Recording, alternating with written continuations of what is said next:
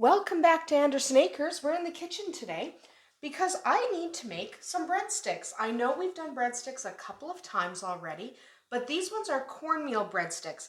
I like them because the cornmeal in them gives them a really nice texture and they're lovely to bite into. So it is a slightly different recipe than the other two breadsticks we have done. So let's get started. The first thing you're going to want is 1 cup of very lukewarm water. So barely warmed up, just a little bit warmed up. You want about 2 tablespoons of butter, or you can use margarine. Either one will work in this recipe. The defining flavor here is going to be the cornmeal, not the butter. So if you have margarine, you can use margarine instead. No big deal. You want 1 teaspoon of salt. Any salt you have is fine. I'm just using table salt today, but you can use Himalayan or sea salt, doesn't matter. You want 1/4 cup of just regular sugar. I know it sounds like a lot, but you really do need it to balance the cornmeal. Now you're going to want 1 cup of cornmeal. Just dump that in there. And I am using the bread maker today. You can do this by hand. You do not have to. You can do it with a mixer or a bread maker. I'm also going to do 2.5 cups of all-purpose flour. You can do a whole wheat or a rye, but only do 1 cup of whole wheat or rye flour. Do not do more than that or they'll end up too dense. Finally, a heaping teaspoon of yeast. I'm using bread machine yeast because I'm using the bread machine. If you are doing this by hand or using your mixer, you can use traditional yeast if you like, or you could use a quick rise if you just don't want to have to dissolve it. It doesn't really matter. So after all the ingredients are in the bread maker, I'm going to pop it in the bread maker on the dough cycle, which for me takes about 1.5 hours. So we will come back in 1.5 hours when we have our dough and we will start working with it. All right, so our dough is ready. See, you can see all that cornmeal in there. It's perfect. So what we want to do is we want to take our baking sheet and we want to take a little bit of cornmeal and just sprinkle that on there. Just a light coating on your baking sheet, not a big deal. That's all. Just a light coating. Set that aside. Now we're going to take our dough and divide it into 16 equal pieces, or thereabouts. I'm doing 16 because I want a decent sized breadstick, but I don't want them the size of a loaf of bread. So we're just going to do it like this. So we divide it into 4 and then divide each one into 4. No big deal. Easy peasy. There we go. So once you've done this, you roll each one out into a rope. You want them the same size, so the same length rope. You don't want to vary your lengths because that'll vary your thickness. So if you're going to do an 8-inch rope, you need all of them to be 8-inch ropes.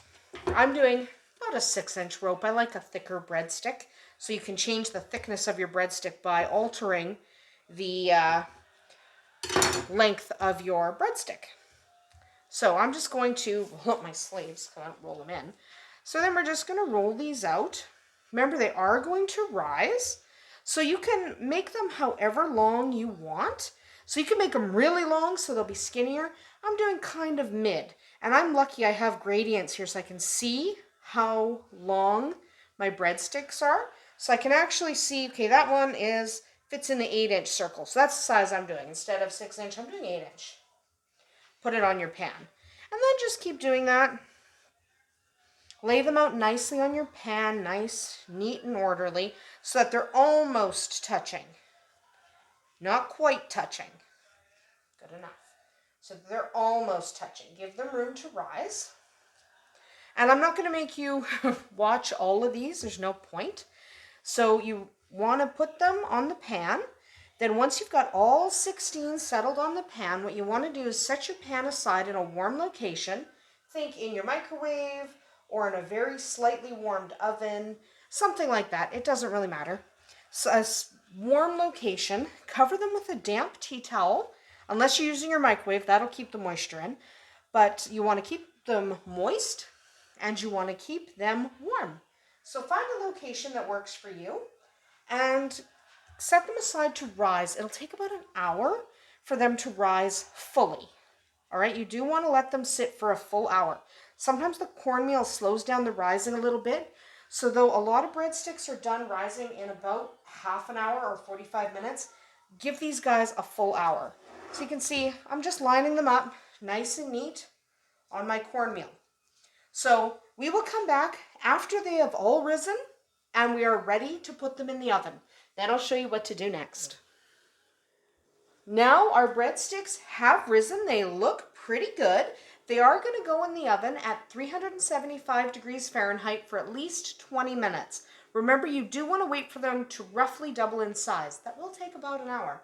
So at least 20 minutes in the oven at 375 degrees Fahrenheit. You can go as much as 25 minutes if you want them a little bit darker.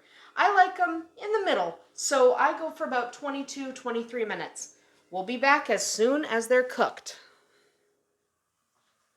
So they are fresh out of the oven, our breadsticks. They cooked for about 22 minutes. Remember to account for your own oven. Everyone's oven is a little bit different. And they are perfect.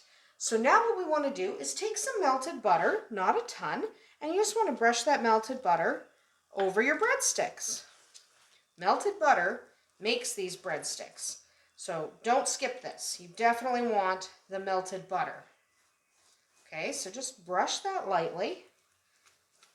Or not so lightly. You can do quite a bit of butter if you like. There's a couple that didn't get quite as much as I want. So how much butter did I melt? Quarter cup. Something like that. It doesn't have to be that specific. There we go. Then, to finish them off, you want to take some parsley. You don't need a ton of parsley. Maybe teaspoon and a half. And just sprinkle the parsley over top, like so.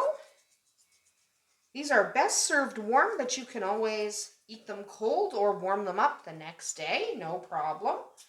There we go. And there you have it, cornmeal breadsticks ready for the table or ready for the picnic table, maybe outside. These are a great complement to a barbecue, which is what we do every single weekend these days because it's actually nice out. So hopefully you enjoyed making these cornmeal breadsticks with us today, and hopefully you will try them yourself at home. They're guaranteed to please. We'll see you tomorrow.